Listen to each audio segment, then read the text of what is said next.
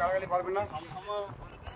নমস্কার নমস্কার নমস্কার বন্ধুরা, একদম বঙ্গোপসাগরের বুক থেকে এই মুহূর্তে লাইভে এসেছি আপনাদের সাথে। সকালবেলা, আজ রবিবার, তো ভোরবেলা আমরা ফিশিং করতে চলে এসেছি, ইলিশ মাছ ধরতে এসেছি।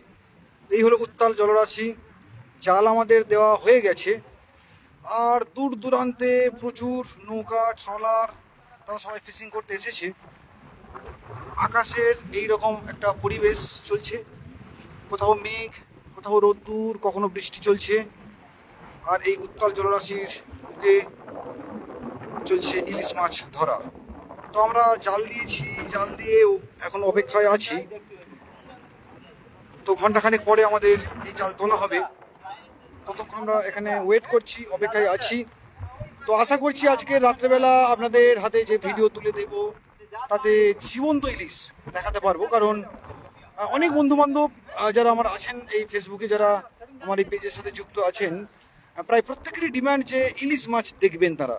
এখনো কেন ইলিশ মাছ হচ্ছে না, কারণ ইতিমধ্যে বাংলাদেশে বা যারা বড় বড় ট্রলার যারা ফিশিং করতে গিয়েছে তারা প্রচুর ইলিশ মাছ নিয়ে কম বেশি ফিরেছে।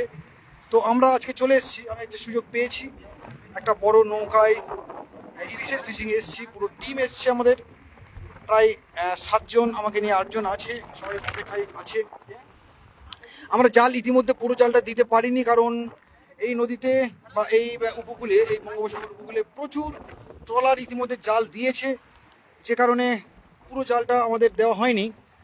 আর এই জাল যেটা দেওয়া হয়েছে, সেই জাল থেকে যা যা মাছ পাবো আপনারা দেখতে পাবেন আজ সন্ধেবেলা। আশা করি আমি আজকের এই ভিডিও আপনাদেরকে দেখাতে পারবো, এবং জীবন্ত ইলিশ কত পরিমাণে পড়ে সেই জীবন্ত ইলিশও আপনাদের দেখাতে পারবো। তো ওই দূরে যে রেখাটা দেখতে পাচ্ছেন বন্ধুরা, এইটা হচ্ছে অ্যাকচুয়ালি জম্বুদ্বীপ, আর আমাদের মৌসুমী দ্বীপ আছে আরও অনেকটা দূরের পিছনে।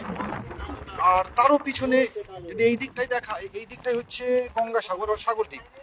তো অনেকটা দূরে আছে সাগরদ্বীপ, মৌসুমী দ্বীপ এবং জম্বুদ্বীপ, সেগুলোকে ছাড়িয়ে আমরা চলে এসেছি এই বঙ্গোপসাগরের খুব গভীরে নয়, উপকূলের খুব কাছাকাছি, যেখানে আজকের এই জোয়ারের উত্তাল একটা জলরাশি থই থই করছে, আর সেখানেই এসে দাঁড়িয়েছি আমরা।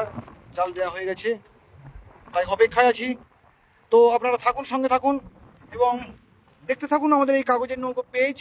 এবং আজ সন্ধেবেলা আজকের আপনাদের আমি ইলিশ মাছ দেখাবো, এই বিশ্বাস রেখে আজ লাইভ শেষ করলাম। প্রত্যেকে ভালো থাকবেন আর দেখতে থাকবেন আমাদের এই পেজ কাগজের নৌকো। ধন্যবাদ, প্রত্যেকে ভালো থাকবেন, টাটা।